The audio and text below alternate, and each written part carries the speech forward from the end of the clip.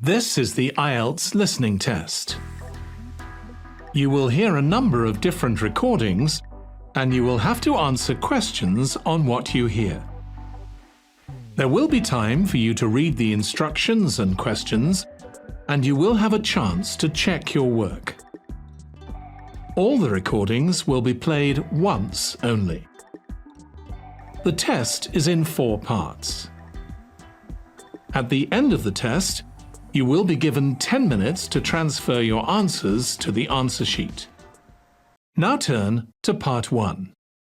You will hear a conversation between the head librarian and a student who wants to do voluntary work in the children's section of the library. First, you have some time to look at questions 1 to 6.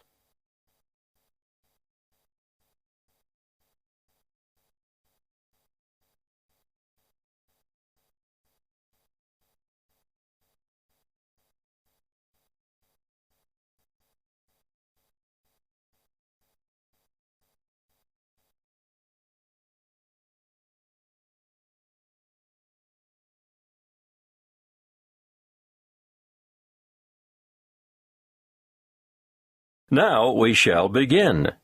You should answer the questions as you listen because you will not hear the recording a second time. Listen carefully and answer questions 1 to 6. Good morning. You'd like to volunteer for the children's section, is that right? Yes, I spoke to you on the phone yesterday. That's right. Tessa, isn't it? Yes, Tessa Bridges. Thank you for coming in today, Tessa. Before we discuss what a volunteer does in the library, I'll need to get some details from you. No problem. What would you like to know? Where do you live, Tessa?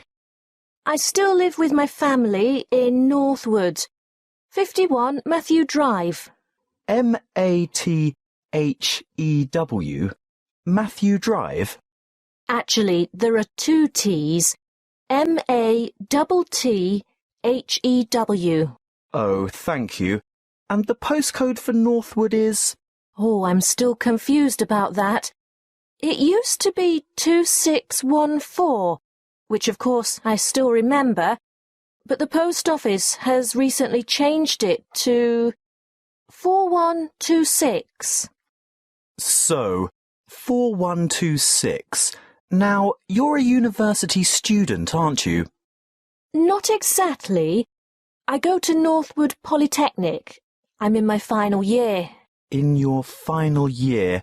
So what are you studying? I mean your main subject. Oh, I'm majoring in creative writing. And are you enjoying that? Very much so. I love it. When I graduate, I want to write children's books. That's great. Now, I can see why you're keen to volunteer at the library. We're always grateful for the extra help, but I still have to ask you some more questions about your previous experience. That's fine, but I haven't had a full-time paid job yet. Not to worry. Part-time work or voluntary work gives you the experience most employers are looking for. Well, to start with, when I was 16, I had a babysitting job. And who did you work for? Oh, just family friends. How long did you babysit for family friends? Oh, about 2 years, on and off. After those 2 years were up, what did you do then? Well, I was still working as a babysitter on the occasional evening and weekend when I became a peer tutor at school. I did that for 1 year, my last year at senior high. And what does being a peer tutor involve? Mostly, it means staying behind after school 1 or 2 afternoons a week to help fellow students in the subject that they're having difficulty with. And what subject did you tutor in? English, actually. I see. Do you have any other experience? I worked at the Ace Sports Academy as a tennis coach, but that was only for about 12 weeks over the summer before I enrolled at the Polytechnic. So you're good at sports? Not everything. Just tennis. And are you currently working? Yes, well, unpaid work, that is. I'm a volunteer at the local hospital, where I visit sick children who would otherwise not have any visitors. Well, it certainly seems as if you like children. Yes, I do. Before you hear the rest of the conversation, you have some time to look at questions 7 to 10.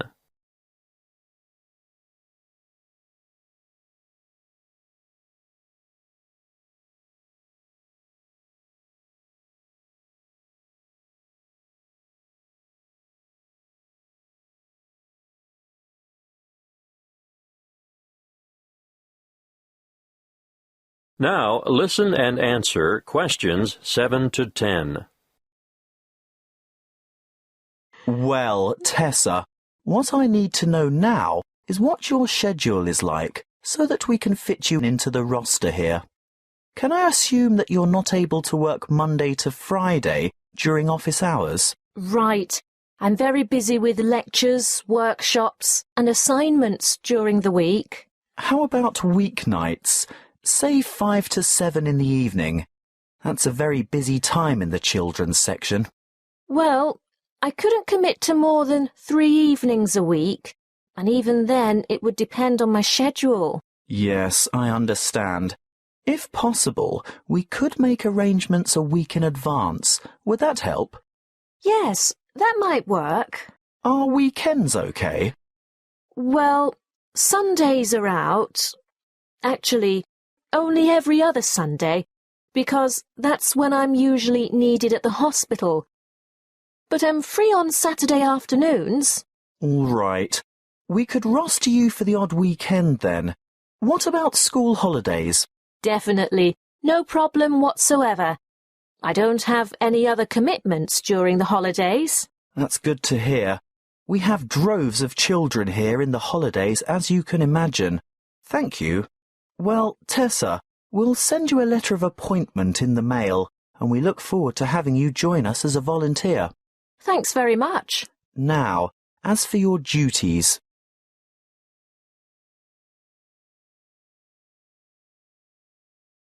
That is the end of Part 1. You now have 1 minute to check your answers to Part 1.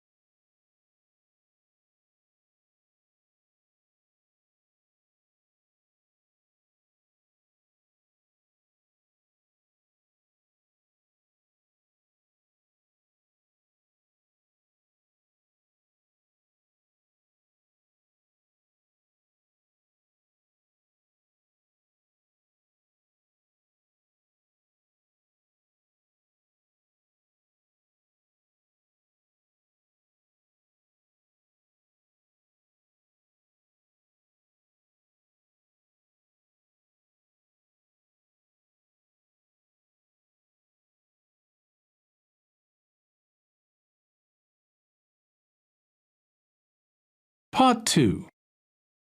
You will hear a radio advertisement for a health program. First, you have some time to look at questions 11 to 17.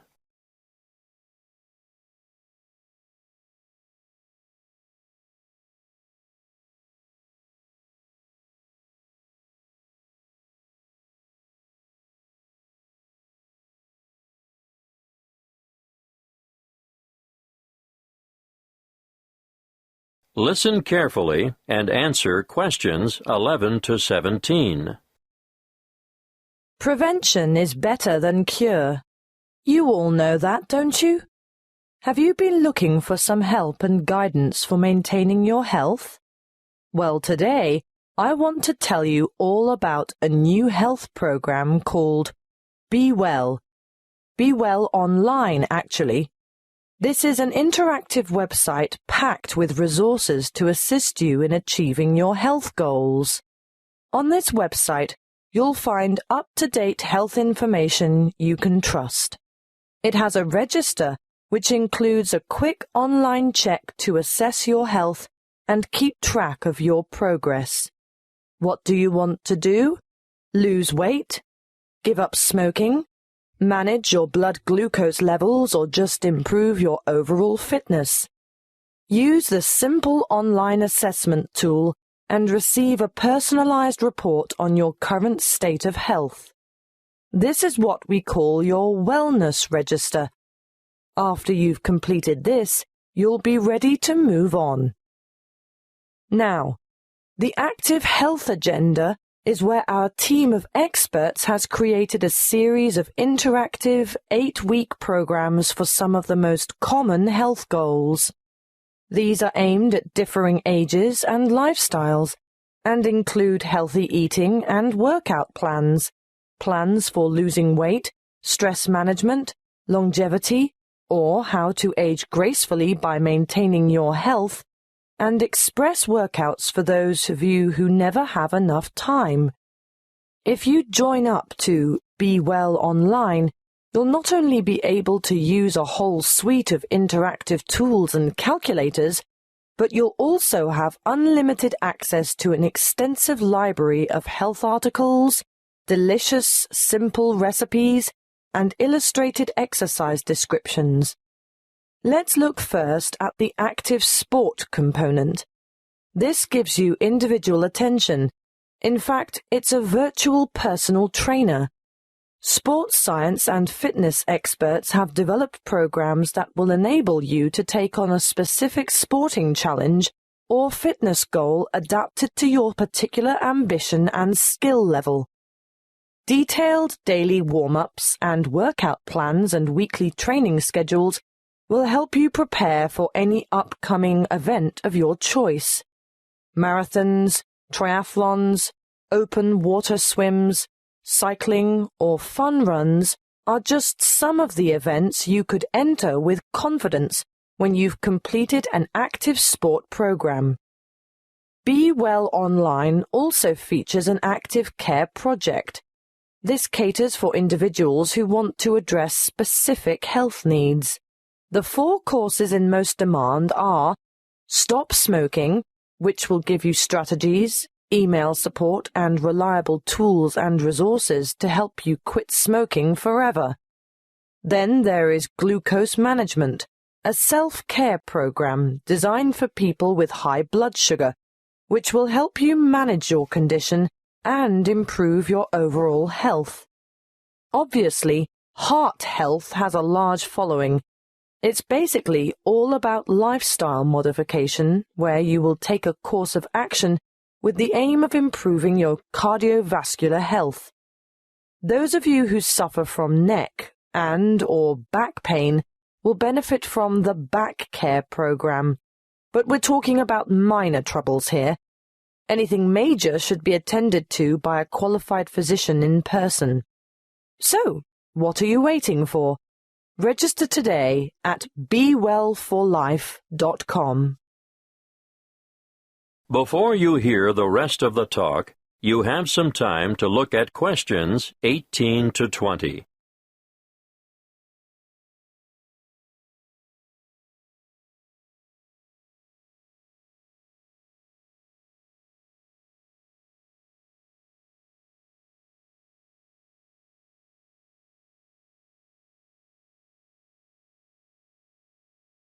Now listen and answer questions 18 to 20.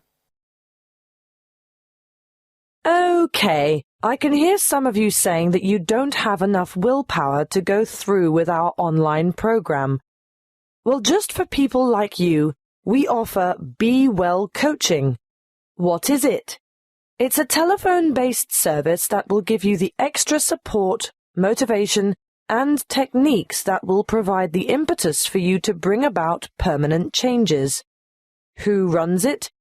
The course is delivered by experienced health coaches, as well as qualified exercise physiologists, dietitians, and nurses. Who can use it? Well, this service is really for those of you who have serious health concerns like diabetes, arthritis, or high blood pressure.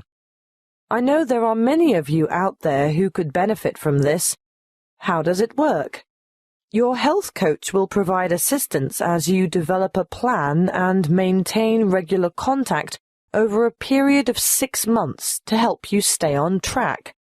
You'll also get access to a phone-in service for extra support if you need it, and you'll be provided with health information specifically targeted at your individual problem. Now, what could be better than that?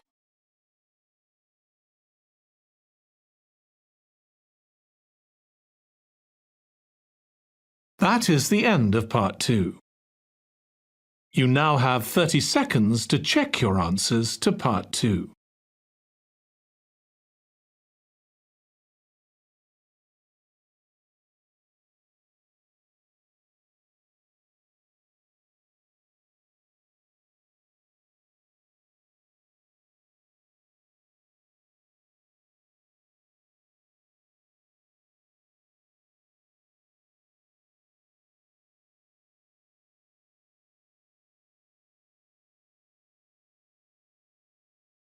Part 3. You will hear a conversation between two senior students who have to organize a competition for the University Open Day. First, you have some time to look at questions 21 to 27.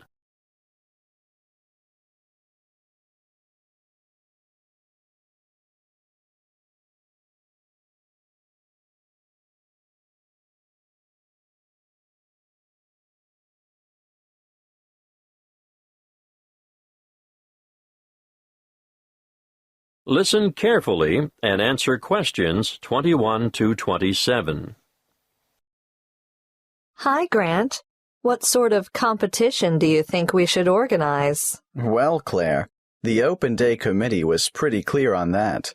It must be something with youth appeal. That makes sense. After all, most of the visitors will have just left high school. Yeah, so I was thinking technology? Do you mean something which uses the latest technology, like an iPod? Something like that, but a bit more expensive maybe. What about the latest iPhone? I'm saving up for one right now. Let's make it an iPad. I wish I'd had a tablet computer when I started university. Yeah, that's a great idea.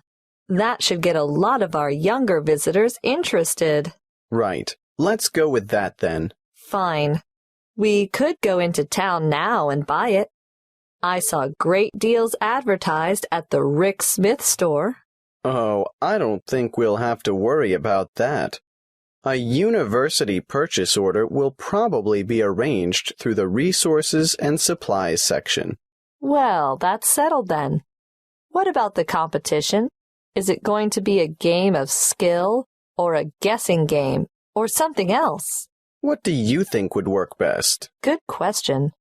I don't think it should be anything too hard or anything that will make the visitors look silly.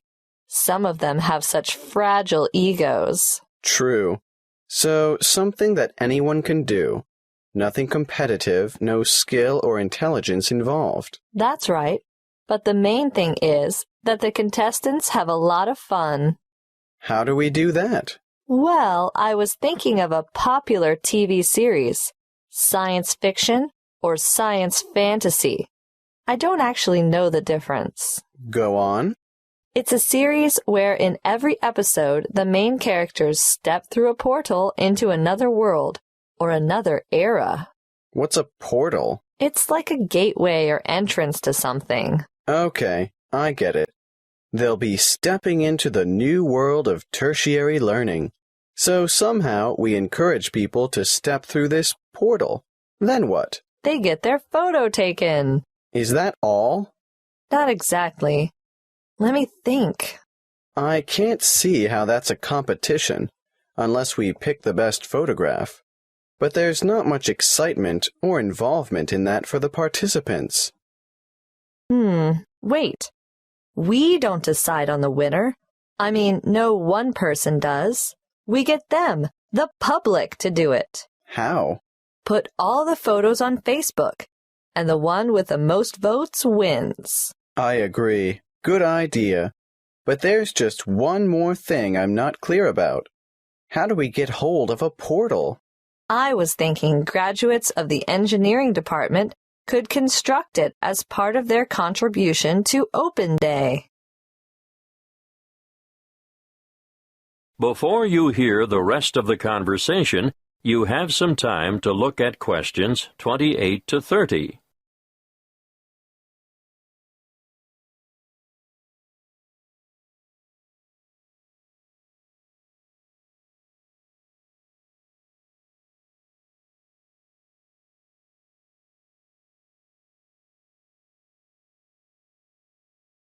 Now, listen and answer questions 28 to 30.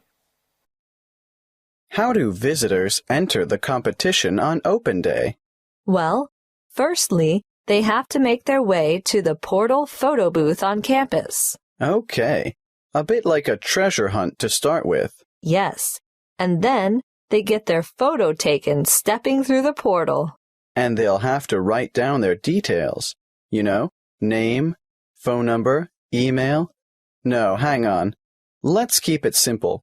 Just name and email address should do. Then after, say, the 30th of July, people can visit the university Facebook page and vote for their favorite photo. So the photo with the most votes wins. Yes, I think that should generate quite a bit of interest. What about a cutoff date? Of course, maybe, the most popular photo as of 5 p.m. on the 10th of August will collect the iPad. And the winner will be notified by email. And the winning photo will be enlarged and published in full color on the university Facebook page.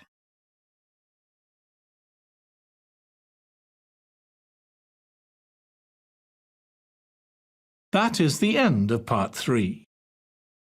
You now have 30 seconds to check your answers to Part 3.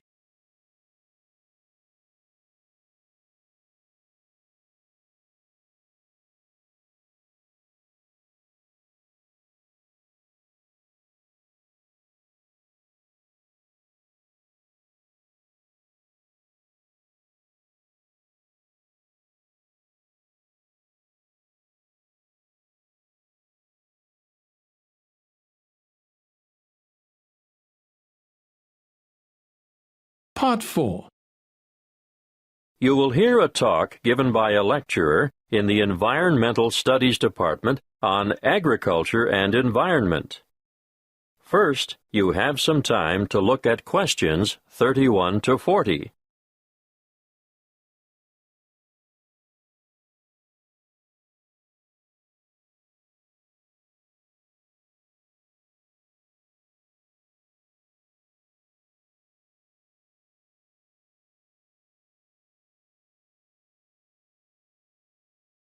Listen carefully and answer questions 31 to 40. Welcome to this lecture on agriculture and the environment. I hope it is enough to make some of you decide on a career in the field of agricultural science. As you all know, food is a basic human need, and producing enough of it is the single greatest challenge facing the modern world. Developing nations have rapidly expanding populations, so agriculture should be central to any development agenda for those countries. What's more, 75% of people in the developing world are dependent, directly or indirectly, on agriculture for their livelihood. And for many low-income countries, it's the most important sector of the economy, accounting for 50% of GDP, and sometimes it's the primary, if not only, source of foreign currency. Now, of course, when I talk about agriculture, I am using the term to encompass more than just growing food crops. Of course, livestock farming, fishing, and forestry are included. In order to combat wide-scale food shortages, agricultural research programs are underway in many areas. Using science is one way to increase productivity. But, a word of warning, agriculture must also be sustainable.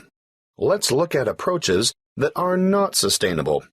Firstly, overgrazing and intensive cropping are two ancient but destructive practices that lead to loss of soil fertility.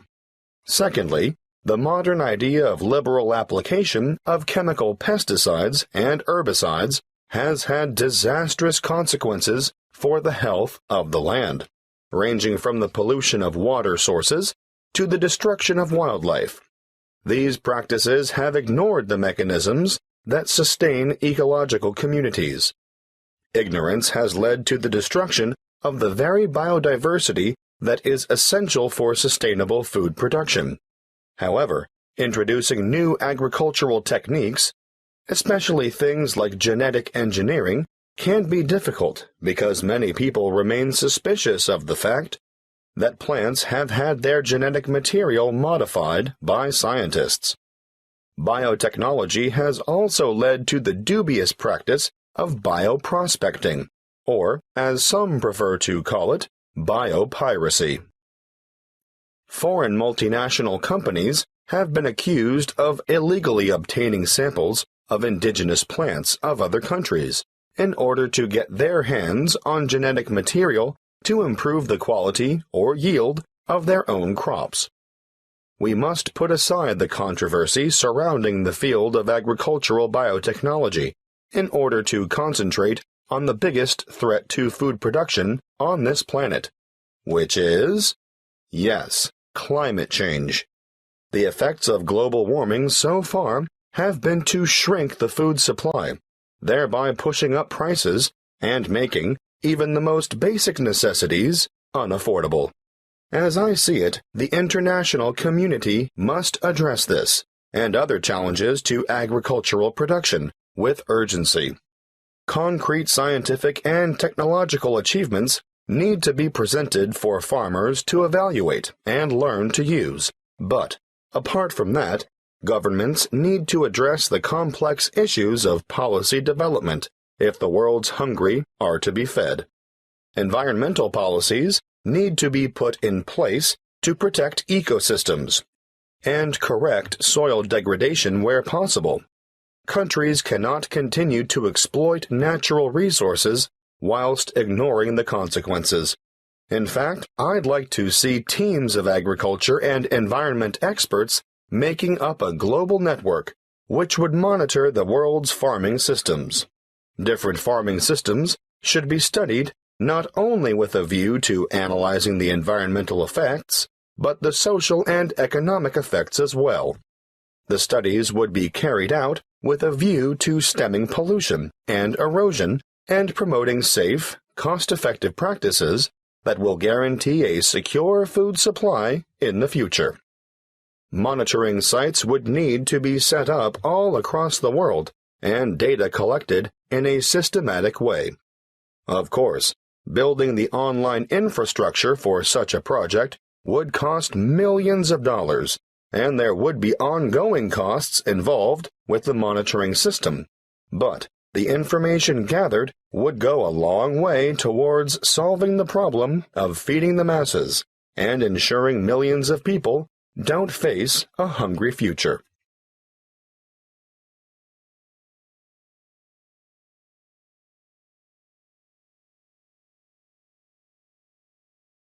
That is the end of Part 4. You now have 1 minute to check your answers to Part 4. That is the end of the listening test. In the IELTS test, you would now have 10 minutes to transfer your answers to the answer sheet. Please share your score in the comment box below. For more such training videos, subscribe to our channel, IELTS Prep by LeapScholar.